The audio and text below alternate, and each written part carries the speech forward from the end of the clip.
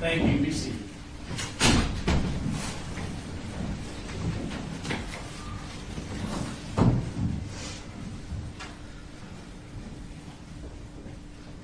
All right. We're all present. Summary okay? Yes, Your Honor. Defense? Yes, Your Honor. All right. The jurors are all here. They are making last minute restroom breaks.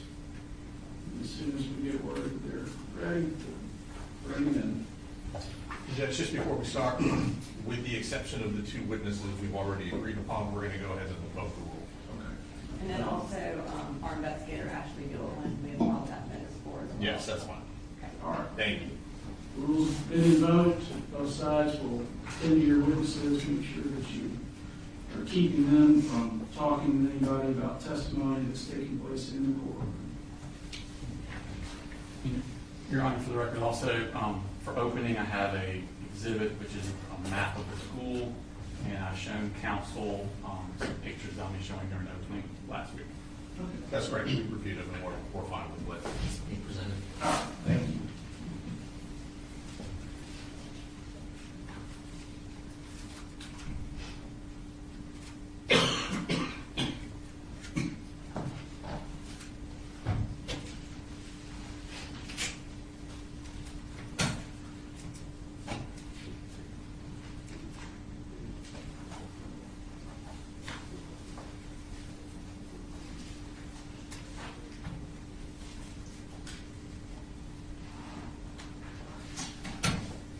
Just for the people in the audience, I understand that this is likely to be a very emotional case for many or all of you.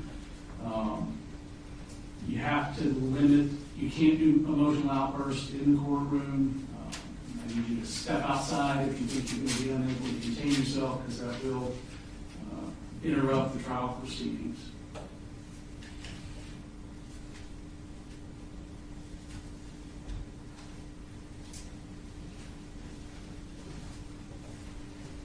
Pads and pens have been distributed, Brooke? Yes, sir.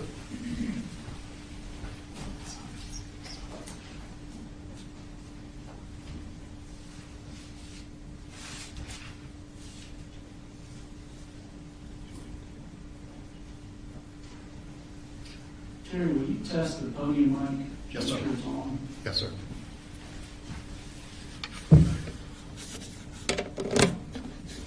Test. 1, 2. Thank you, sir. Yes, sir.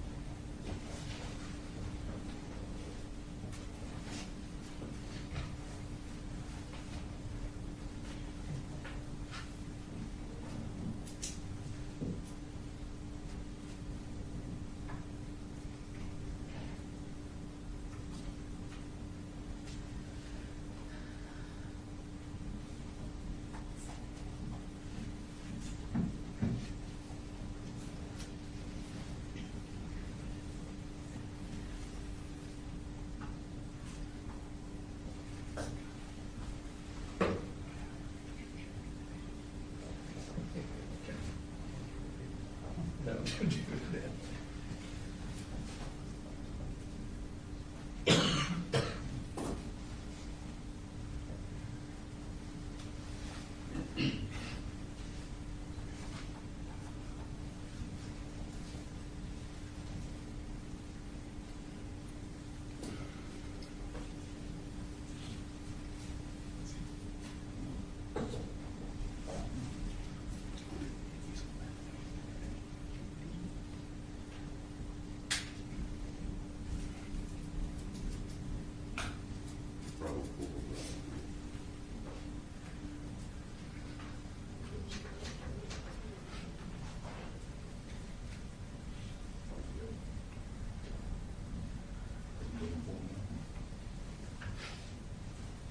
You ready, sir?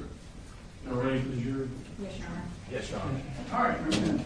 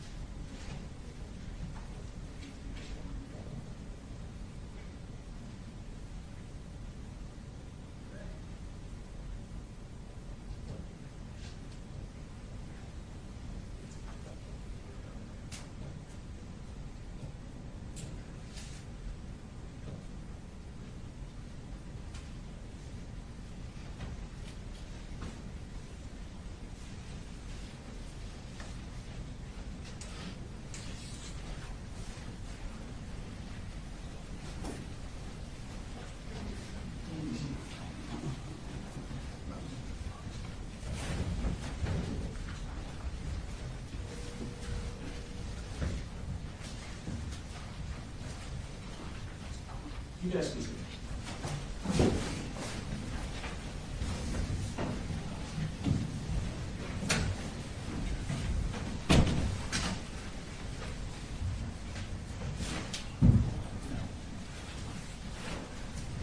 All right, everybody be seated.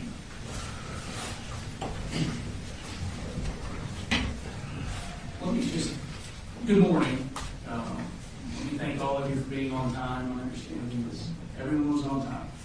I don't recall from jury selection if anybody had any back issues or needs to stand frequently, can't sit for a long period of time. If so, just raise your hand now. Okay. What you may want to do is sit where she's sitting, the last chair here. You don't have to do it right now, but later on, that way you can stand up. It'll be a little easier for you to get up and down as you need to during the course of the trial, okay? All right, so ladies and gentlemen, the first thing I'm going to do is give you your trial oath. If you will stand and raise your right hand. All right. So, ladies and gentlemen, you shall well and truly try the issue formed upon this bill of indictment between the state of Georgia and Colin Gray, who is charged with multiple offenses that I'll review with you in just a minute, and a true verdict give according to the evidence, so help you God. Please swear or affirm. Swear. All right, all were sworn. Thank you. Be seated. So, ladies and gentlemen, your service is about to begin in earnest. Thomas Jefferson once said, "I consider trial by jury as the only anchor yet imagined by man by which a government can be held to the principles of its Constitution." What I'm going to do next is give you some preliminary jury instructions. I know some of you have never served on a jury, so listen to these and let them guide you as you consider the evidence in the case. So you have been sworn in and paneled, and you are about to try a criminal case entitled State of Georgia versus Colin Gray. The defendant, Colin Gray, has been indicted by the grand jury of Barrow County in an indictment that I'm going to summarize to you now. I want you to understand, you will have a copy of the indictment with you during jury deliberations. That document is what controls as far as the language of the charges go. I'm summarizing it now to avoid reading all 29 counts. But you will have it with you in the jury room and understand that that is what is the controlling document regarding the charges, not what I say right now. All of the offenses are alleged to have occurred in Barrow County, Georgia on or about September 4th of 2024. Understand that to all of the charges, Mr. Gray has entered a not guilty plea, and he's presumed innocent, as I told you during jury selection. He is charged with 2 counts of murder in the second degree, it being alleged that irrespective of malice, he did cause the death of Christian Angulo and Mason Skirmerhorn, human beings, while in the commission of cruelty to children in the second degree, as alleged in counts 2 and 4 of this indictment. He is charged with 2 counts of involuntary manslaughter, it being alleged while in the commission of an unlawful act, reckless conduct, as alleged in counts 6 and 8 of this indictment, he did cause the death of Richard Aspinwall and Anna Christina Hirami, human beings, without any intention to do so. He is charged with 2 counts of cruelty to children in the second degree, it being alleged that he did, with criminal negligence, cause Christian Angulo and Mason Skirmerhorn, children under the age of 18 years, cruel and excessive physical pain by consciously disregarding the substantial and unjustifiable risk that his act of allowing Colt Gray, a minor over whom he had custodial responsibility, access to a firearm and ammunition after receiving sufficient warning that Colt Gray would harm and endanger the bodily safety of another, and thereafter Colt Gray did shoot said children with said firearm. He is charged with 3 counts of cruelty to children in the second degree, being alleged that he did, with criminal negligence, cause Melanie Delira Castaneda, Natalie Griffith, and Taylor Jones, children under the age of 18 years, cruel and excessive physical and mental pain by consciously disregarding the substantial and unjustifiable risk that his act of allowing Colt Gray, a minor over whom he had custodial responsibility, access to a firearm and ammunition after receiving sufficient warning that Colt Gray would harm and endanger the bodily safety of another, and thereafter Colt Gray did shoot said children with said firearm. He's charged with 3 counts of cruelty to children in the second degree. It being alleged he did with criminal negligence cause Jackson Beaver, Ronaldo Vega, and Nautica Walton, children under the age of 18 years, cruel and excessive physical and mental pain by consciously disregarding a substantial and unjustifiable risk that his act of allowing Colt Gray, a minor over whom he had custodial responsibility, access to a firearm and ammunition after receiving sufficient warning that Colt Gray would harm and endanger the bodily safety of another, and thereafter Colt Gray did discharge a firearm multiple times inside the classroom occupied by said children. He is charged with 11 counts of cruelty to children in the second degree, it being alleged that he did, with criminal negligence, cause Landon Adams, Hayden Bowen, Jalen Brady, Michaela Brown, William Carricker, Marquez Coleman, Kendez Lawrence, Martin Moreno Galdamez, Tyler Moon, Ariana Norman, and Brittany Rubio, children under the age of 18 years, cruel and excessive mental pain by consciously disregarding a substantial and unjustifiable risk that his act of allowing Colt Gray, a minor over whom he had custodial responsibility, access to a firearm and ammunition after receiving sufficient warning that Colt Gray would harm and endanger the bodily safety of another, and thereafter Colt Gray did discharge a firearm multiple times inside a classroom occupied by said children. He is charged with 1 count of cruelty to children in the second degree, it being alleged that he did, with criminal negligence, cause Zane Zinni, a child under the age of 18 years, cruel and excessive mental pain by consciously disregarding a substantial and unjustifiable risk that his act of allowing Colt Gray, a minor over whom he had custodial responsibility, access to a firearm and ammunition after receiving sufficient warning that Colt Gray would harm and endanger the bodily safety of another, and thereafter Colt Gray did point said firearm at said child.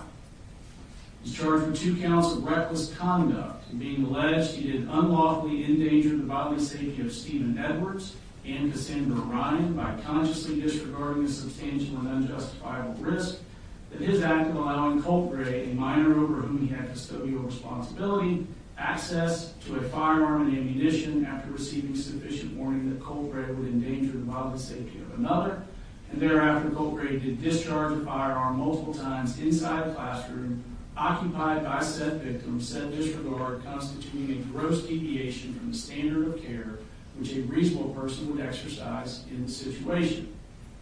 And he is charged with 3 counts of reckless conduct, it being alleged he did unlawfully endanger the bodily safety of Richard Aspinwall, Anna Christina Hirami, and David Phoenix by consciously disregarding a substantial and unjustifiable risk that his act of allowing Colt Gray, a minor over whom he had custodial responsibility, access to a firearm and ammunition after receiving sufficient warning that Colt Gray would endanger the bodily safety of another, and thereafter Colt Gray did shoot said victims, said disregard constituting a gross deviation from the standard of care which a reasonable person would exercise in the situation.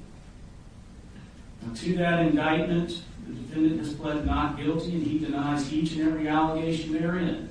This is what forms the issue that you've been selected, sworn, and impaneled to try. Before we begin the trial, I'm giving you these preliminary instructions on the fundamental principles of criminal law. I will also instruct you on the role of the judge, the jury, and the lawyers, and give you an overview of the trial procedure. So the defendant is charged in the indictment with crimes that are violations of certain laws of the state of Georgia. I want to emphasize to you that the indictment, including all of the counts therein and the plea of not guilty, are the legal procedures by which these criminal charges are brought against the defendant. The charges and plea of not guilty are not evidence of guilt, and you should not consider them as evidence or implication of guilt of any crime whatsoever. This defendant is presumed to be innocent. The defendant enters upon the trial of this case with a presumption of innocence in his favor, and this presumption remains with the defendant unless and until it is overcome by the state with evidence that is sufficient to convince you beyond a reasonable doubt that the defendant is guilty of a crime or crimes charged. No person shall be convicted of any crime unless and until each element of the crime is proven beyond a reasonable doubt. The burden of proof rests upon the state to prove every material allegation of the indictment and every essential element of the crimes charged beyond a reasonable doubt. However, the state is not required to prove the guilt of the accused beyond all doubt or to a mathematical certainty. A reasonable doubt means just what it says. It is a doubt of a fair-minded juror, impartial juror, honestly seeking the truth. It is a doubt based upon common sense and reason.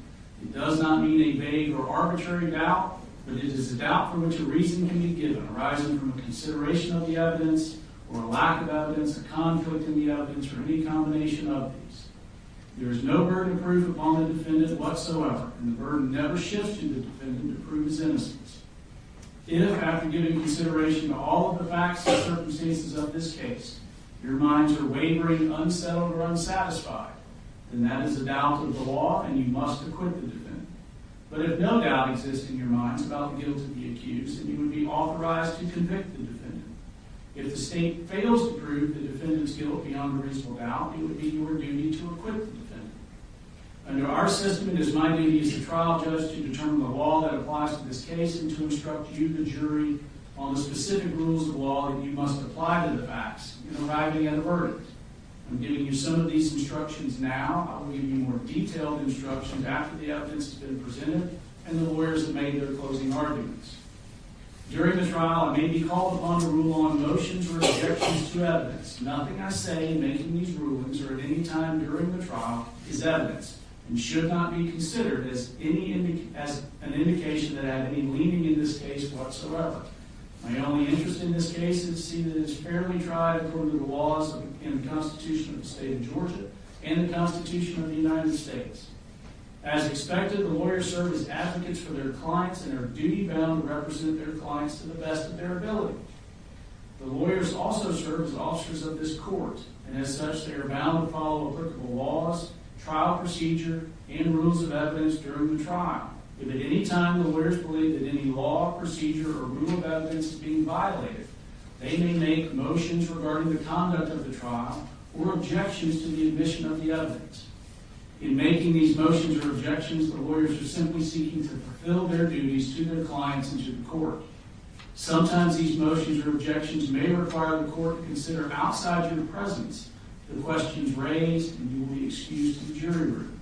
We'll try to minimize the number and length of these interruptions and ask for your patience in that regard. Ladies and gentlemen, trial procedure in a criminal trial is generally as follows. First, the attorneys for both sides have the opportunity to make what's called an opening statement. This opening statement is not evidence.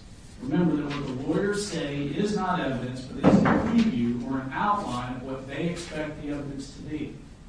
Following the opening statements, the evidence will be presented. Evidence can be in the form of testimony given by witnesses or physical evidence that will be labeled with exhibit numbers for identification. After the presentation of all the evidence, the attorneys have the opportunity to make what's called a closing argument or summation. At that time, the attorneys may suggest which laws are applicable and how they should be considered in light of the evidence, and point out to you certain parts of the evidence that they think are favorable to their position. The goal of a closing argument is to persuade you to decide the case in their favor. Following the closing arguments, I'll charge you more specifically on the law that applies to this case. I'll then ask you to retire to the jury room to deliberate and reach a verdict. You, the jury, have a very important role. It is your duty to determine the facts of the case and to apply the law to those facts. I'll instruct you on the laws that apply to this case, but you must determine the facts from the evidence. Evidence, by definition, is the means by which any fact and issue is established or disproved. Evidence consists of two things, testimony and exhibits. Testimony is the testimony that you will hear under oath from those who take the witness stand. Exhibits are those documents, photographs, or other physical items of evidence that are admitted into evidence. Ladies and gentlemen, the object of the trial is to discover the truth. During the trial, the admission of evidence will be governed by certain rules of evidence. Those rules were established with one prominent purpose in mind, and that purpose is the discovery of truth. Consequently, the rules of evidence seek to assure that only the best and highest evidence is admitted for your consideration. During the trial, the attorneys have a right to object to the admission of evidence if they believe its admission would violate a rule of evidence. I will admit or exclude the evidence according to those rules. If I overrule an objection, this means you are allowed to consider the evidence being offered. On the other hand, if I sustain an objection, this means that you may not consider the evidence being offered. You should consider only that testimony and only those exhibits that are admitted. And you should draw no inferences and make no assumptions about the evidence objected to if the objection was sustained. In the event that you hear or see inadmissible evidence before an objection can be made and ruled upon, if the objection is sustained, I would instruct you to disregard it, and you should disregard that evidence entirely in your deliberations and in reaching your verdict. You, the jury, must determine the credibility and believability of the witnesses. It is for you to determine which witness or witnesses you will believe and which witness or witnesses you will not believe if there are some whom you do not believe. In determining the credibility or believability of witnesses, you may consider all of the facts and circumstances of the case, the manner in which the witnesses testify, their interest or lack of interest in the case, their means and opportunity for knowing the facts about which they testify, the nature of the facts about which they testify, the probability or improbability of their testimony, and the occurrences about which they testify. You may also consider their personal credibility insofar as it may appear to you from the trial of the case.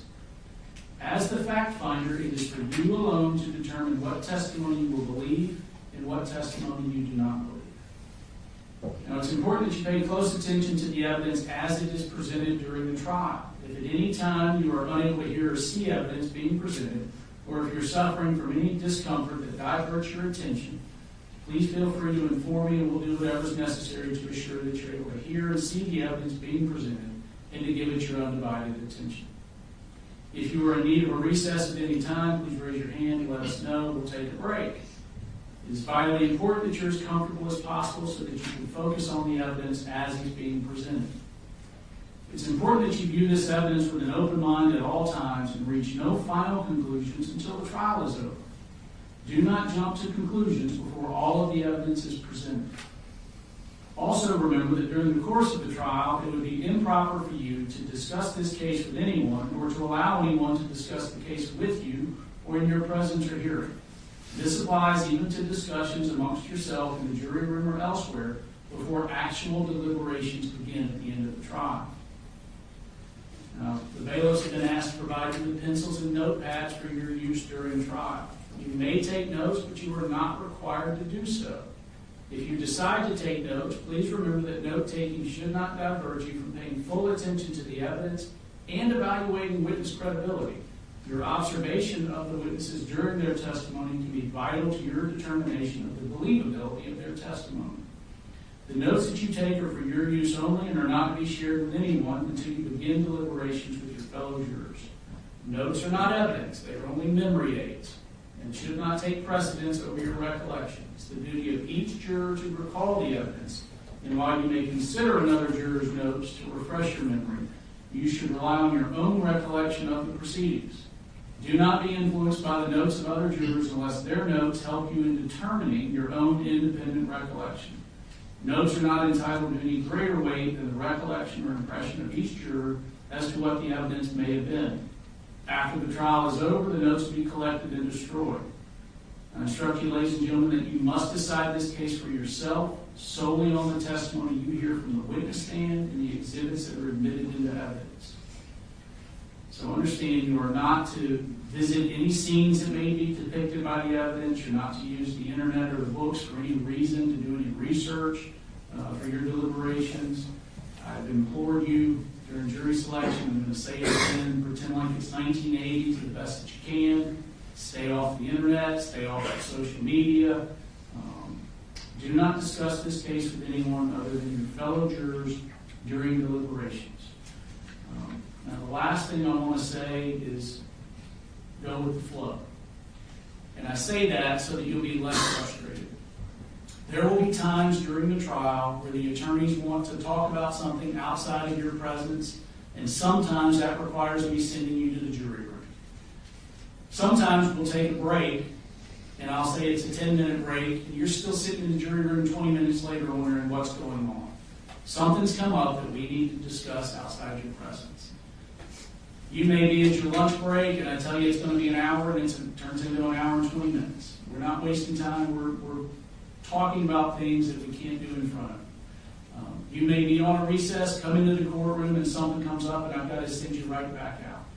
I just tell you this to set an expectation. The trials are fluid, and I want you to just, to the best of your ability, go with the flow. Understand that things are going to come up that I have not heard before. I have not heard all the evidence in this case. I've heard very little of it. And sometimes I'm going to need to inquire with the lawyers just so I can speak freely with y'all outside the court. Okay? And with that, I'm going to turn it over to the attorneys for opening statements, starting with the state. Thank you.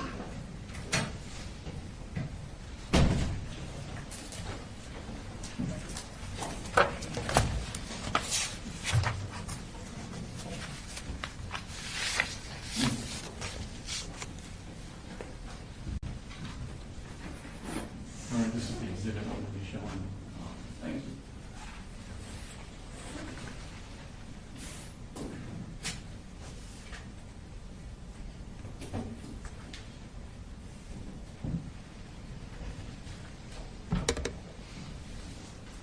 Morning. Before we start, one thing needs to be abundantly clear. This is not a case about holding parents accountable for what their children do. That's not what this case is about. This case is about this defendant and his actions. His actions in allowing a child that he has custody over access to a firearm and ammunition after being warned that that child was going to harm others. This is a case about his actions and the horrific consequences of them. I'm going to take you now to September 4th, 2024.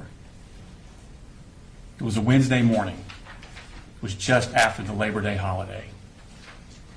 A 14-year-old boy enters Appalachia High School here in Barrow County. It's a new school for him. In fact, he had been out of school completely the entire previous year. And while the school year was already a month old, this was only his 5th day attending school. As he walked through the crowded hallways, he carried his book bag in front of him.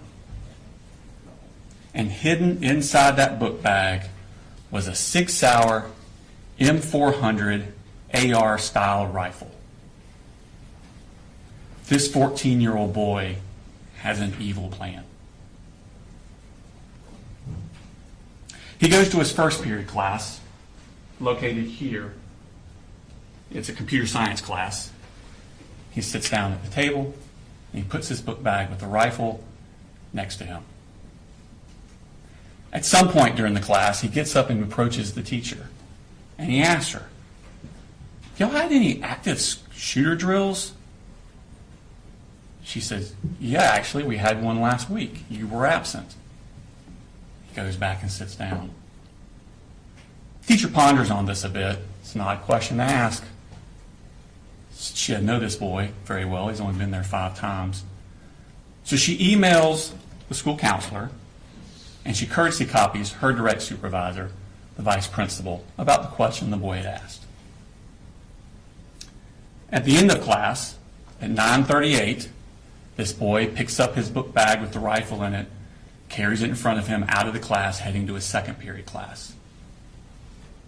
But that first period teacher stewed on it a little more, and between the class breaks, she decided, I'm going to go up to the office and find the vice principal and talk to her. But at this very moment, that 14-year-old boy is entering his second period class. It's 9:40 a.m.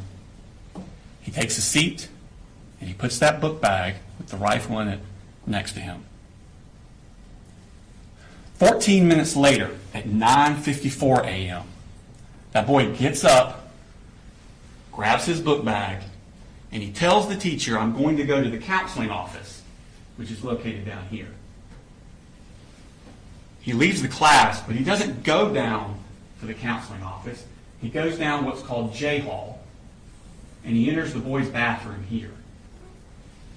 He goes into a stall, locks the stall, and he hides there for the next 26 minutes.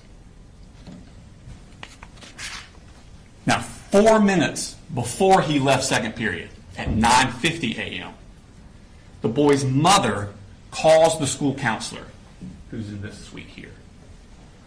Now, the boy's mother doesn't live here in Winder. She's down in Fitzgerald, Georgia, which is in South Georgia. It's a 4.5-hour drive from here. But the boy that morning has sent some text messages that bother her. And he's now not answering his phone when they call or try and get a reply. She's worried about his emotional well-being. Now, the counselor had actually met this boy the week before. He had a panic attack at school, went to her office, and was too upset to go back to class. So the counselor and the mother talk on the phone for 8.5 minutes about this boy's emotional well-being. And at the very end of that call, at the end of the 8.5 minutes, for the first time, that mother mentions to the counselor that this boy has access to firearms. This sends a red flag up to the counselor. She immediately hangs up the phone and she calls the vice principal. This phone call was ended at 9:59 a.m. But remember, the boy had already left the classroom 5 minutes before that phone call ended. 5 minutes before the mother said anything about firearms. And he's hiding in this bathroom where no one knows where he is. 7 minutes after the call ends, at 10:06, the vice principal and the school resource officers arrive at a second period class. Now remember, this boy that the vice principal and the SROs are looking for has only been to that class 5 times. And there's another child in that class who has an almost identical name. And that boy has also left the classroom to actually go to the bathroom. He signed out to go to the bathroom. Second period teacher thinks that's who they're asking for and says he just went to the bathroom. Gives the vice principal that boy's backpack. And the vice principal and the school resource officers head down to the bathroom to find that boy. That boy's just up at the sinks. He comes out with them, they talk to him, they search his book bag, and they realize this isn't the right kid. He doesn't have computer science for first period. They go back to the class. They arrive there at 10:11, back to the second period class. The teacher then tells them, oh, that child has gone to the counseling office, located here, because that's where he said he was going. Vice principal, school resource officers go to the counselor's office. Of course, they haven't seen him. He never made it there. At this point, they decide they're going to go look on the security cameras, see if they can locate this boy.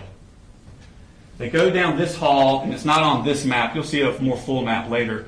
So around this area is where the vice principal's office is that has access to the security cameras. So they're about right here. At 10:18, the vice principal emails the second period teacher.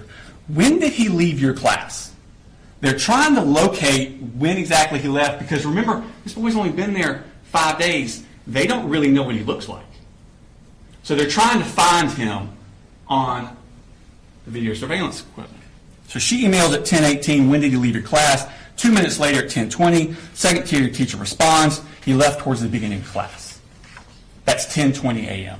when that email was sent.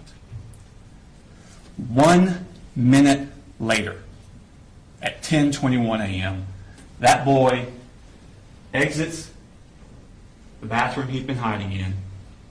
He's now wearing yellow work gloves. He's carrying that Sig Sauer M400 AR style rifle concealed with a poster board. And he walks back down J Hall towards his second period class. Now, when the vice principal had left that class to go look for him in the counselor's office, she shut the door behind her, and the door automatically locked. This boy is not going to be able to get into his second period class. But next door was another classroom. Right here. It was taught by Cassandra Ryan and Stephen Edwards. And inside that class were the following students: Landon Adams, Christian Angulo, Jackson Beaver, Hayden Bowen, Jalene Brady, Michaela Brown, William Carricker, Marquez Coleman, Melanie Delira Castaneda, Natalie Griffith, Taylor Jones, Kendez Lawrence, Martin Moreno Galdamez, Tyler Moon, Ariana Norman, Brittany Rubio Rubio, Mason Skirmerhorn, Ronaldo Vega, and Nautica Walton. At 10:20, Mason Skirmerhorn, who's in that room, leaves to go to the bathroom. And the door does not shut behind him. Mason goes down this hallway.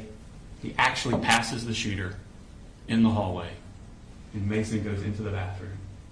The shooter goes to his second period class. The door's locked. He knocks on the door. A student in that class gets up, goes to the door to open it for him, but sees through the glass at the last second him standing there with that rifle. She steps back from the door. At that exact moment, the teachers also reach the door because they've been looking for this boy, remember? And she sees through the glass him standing there outside their door with that 6-hour M400. She immediately presses a button on a lanyard that's around her neck that locks down the school. The boy then steps next door to the Ryan Edwards classroom, and he opens fire. He fires discriminately through the classroom. He hits the following victims: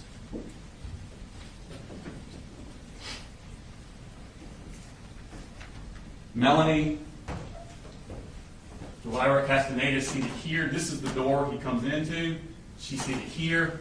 He strikes her in the left arm with a bullet. Natalie Griffith, seated here, strikes her in the shoulder, the upper arm, and the forearm. Taylor Jones, seated here, struck through the leg. Christian Angulo, seated here by the door.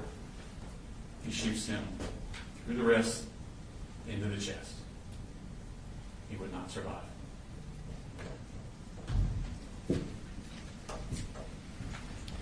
Jackson Beaver, Ronaldo Vega, and Nautica Walton were also in that room. They were struck by shrapnel from the bullets ricocheting around the room. When he finishes shooting, the shooter then leaves. He runs down J Hall. He's looking for more victims. Christina Ieremy is a teacher in this classroom. She hears the commotion. She steps out, looks down the hall. The shooter is about here. He shoots her through the neck before she can get back in the room. She would not survive. Richard Aspinwall is coming out of this room on I Hall. He hears the commotion. Joining him is David Phoenix coming out of this room. The two of them start coming down the hall here. They don't get very far because the shooter has now reached this point. He turns his gun down this hallway and sends a hail of bullets towards them. As they dive towards their room, David Phoenix is shot in the hip and in the foot. Richard Aspinwall is shot in the side and the upper chest. He would not survive. The shooter continues down the hallway. He gets to here, tries to get in this door, it won't open. He turns back and heads this way. At this point, Mason Skirmerhorn is still in that bathroom. He doesn't know what's happening. He comes out of the bathroom, and he turns away from the shooter, doesn't even see him, heading back toward his second period class. The shooter takes aim from behind, shoots at him but misses, hits the wall above and in front of Mason. This startles Mason, and he turns and runs the other way directly at the shooter. He shot point blank range. He would not survive. Shooter's here. He then aims his gun down K-Hall.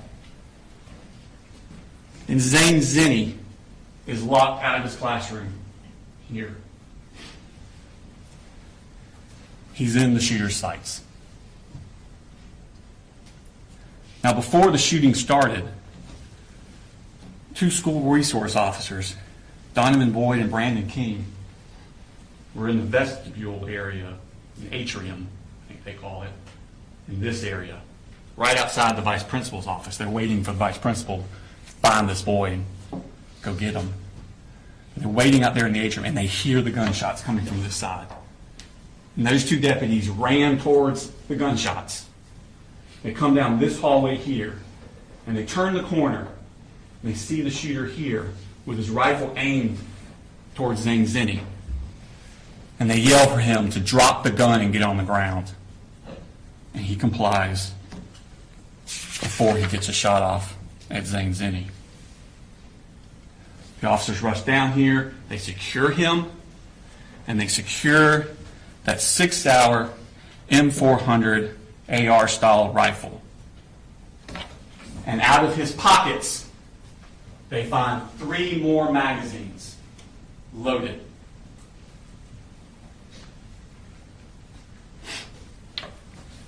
Now remember when the shooter had tried to enter his second period class and the teacher pushed that button?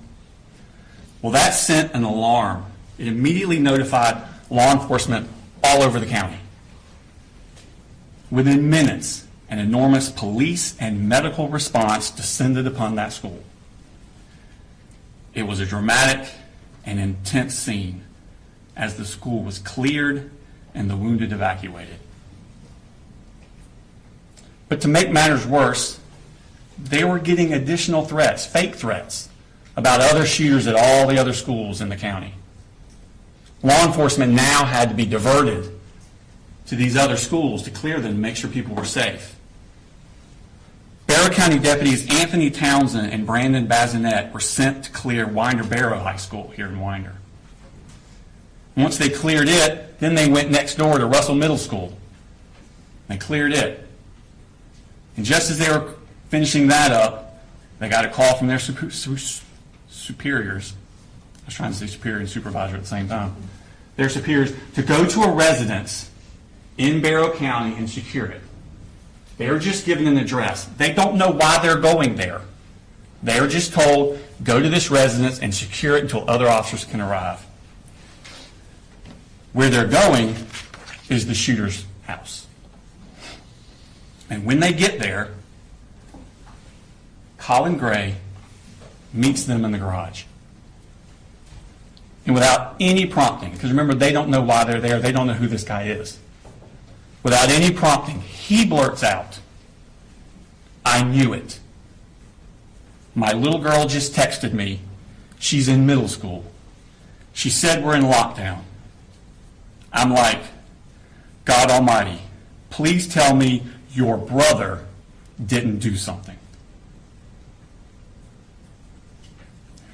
Agents with the Georgia Bureau of Investigations arrived shortly thereafter, and they begin a search of the house. And inside that house, in that 14-year-old boy's bedroom, on the wall, they find this. This shrine, for a better word. Those pictures are all of the same person, Nicholas Cruz. Nicholas Cruz was the person that in 2018 went into Marjorie Stoneman Douglas High School in Parkland, Florida, with an AR-style rifle. And there he killed 17 students and faculty and wounded another 17 more. Investigators look at this and they begin to wonder, who is this kid? His name is Colt Gray. He's the oldest son of Colin Gray. His mother is Marcy Gray. He has a younger sister named Jenny, who was 13 years old at the time of this incident. She was actually going to Heyman Morris Middle School, which is directly next door to Appalachia High School. He has a little brother, Coley, who was 8 years old, was going to his elementary school. Now, Colt Gray, raised here in Bear County, he went to Statham Elementary School up until fourth grade, up till the beginning of fourth grade. And in the beginning of fourth grade, he was withdrawn from Statham Elementary School because the family had moved. They moved to Gainesville. And he goes to White Sulphur Elementary School, but only for a few months. Because again, the family moved again. Now they moved to Cumming. And he goes to Chattahoochee Elementary School. But again, only for a few months. In March of 2020, they moved to